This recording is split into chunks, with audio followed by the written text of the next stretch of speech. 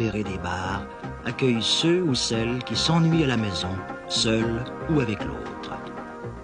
Mais, à l'image des divisions culturelles de la société québécoise, les oiseaux de nuit font leur nid dans l'est ou dans l'ouest de leur ville. Le monde de centre-ville, il y a beaucoup plus d'hommes d'affaires. Beaucoup de gens avec la classe. Quand je sors toute seule, c'est toujours à peu près la même chose. Moi, en tant que portier, c'est ma façon de les reconnaître. Disons que sur la rue Saint-Denis, il y a deux uniformes. Il y a les jeans, la chemise carottée puis le poncho.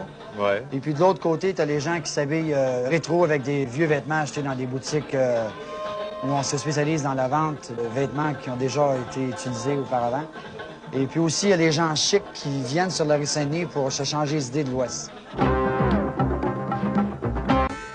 L'Ouest a perdu son caractère anglo-protestant au profit d'un certain cosmopolitisme qui traduit la nouvelle réalité des anglophones du Québec, dont la moitié n'ont pas de racines britanniques. Loin du sirop d'érable et de la cup of tea, la rue Crescent offre plutôt un cocktail culturel international. Par contre, on y pratique toujours un certain bilinguisme. Il y a beaucoup de Canadiens français, dont beaucoup sont parfaits bilingues et adorent parler en anglais. Tandis que les adultes fréquentent les bars chics de l'Ouest et de l'Est, la jeunesse moins fortunée oublie le cégep ou le travail, l'université ou le chômage dans des boîtes plus sommaires ou dans la rue. En attendant l'argent et la maturité qui adoucissent les mœurs, leur défoulement est souvent teinté d'agressivité. les gens dansent beaucoup ici. Il y a un va-et-vient contre... Mais jeunes ou adultes, chromés ou tricotés, à pied, en Renault ou en Corvette, les oiseaux de nuit pensent souvent à la même chose.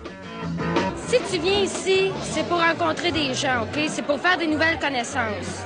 Si tu veux avoir la paix, tu viens pas ici, ou tu te mets dans une petite table dans un coin, tu t'assois avec un gars. Là, tu ne feras pas achaler. Le contact, il se fait très rapidement, c'est-à-dire on regarde les gens, il y a déjà toute une partie de nous qui passe en eux, puis la même chose, c'est-à-dire aussitôt que tu vois quelqu'un, tu reçois un feeling, tu en envoies un, puis...